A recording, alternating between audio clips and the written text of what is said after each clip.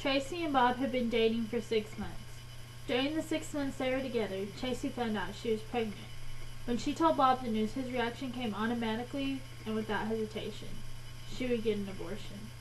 Even though they were only 18 and 19 years old, Tracy tried everything to persuade her boyfriend to let her keep the human being inside of her. She had no one to talk to because all of her family members were very religious Christians and took the matter of abortion seriously and were strongly against it. Therefore, Tracy decided the best decision was to make Bob happy. Tracy had the abortion in October of 2000. After the very painful process of the abortion and all of the eating disorders this decision caused, Bob decided he would move on and find another girl. Tracy soon found out the abortion caused scar tissue on the uterus, and she would never be able to give birth to another child for the rest of her life.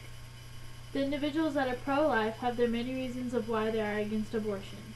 Being if you're old enough to have sex, then you're old enough to take care of the responsibilities that come with it. Abortion being against their religion, and the hardships that arise after receiving an abortion. So many young people admit to having sex, but how many of them are really ready to take on the responsibilities of a child?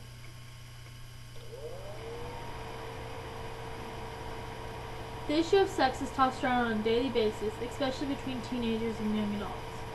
To these same individuals, are you ready to take care of a child? The majority of the time the answer is no.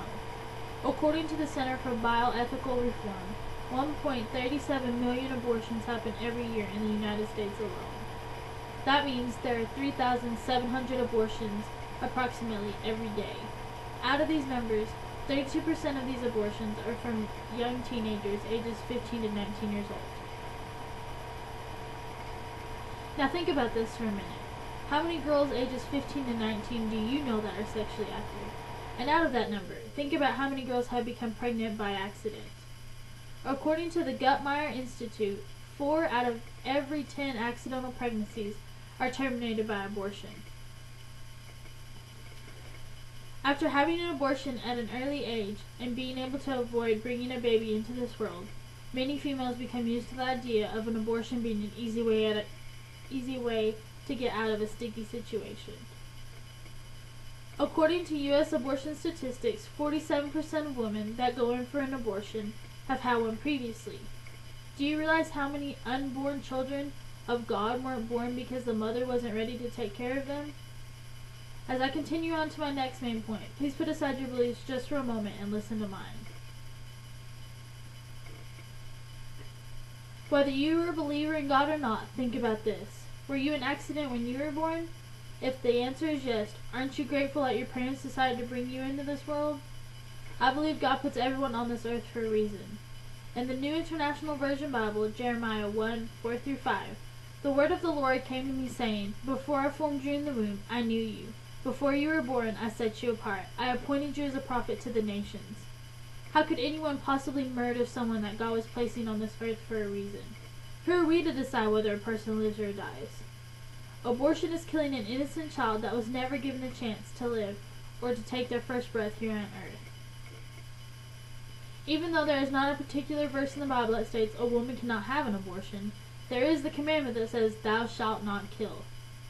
Every single time a female goes in for an abortion, one of God's children is murdered. People have different views when it comes to what is considered an actual human being.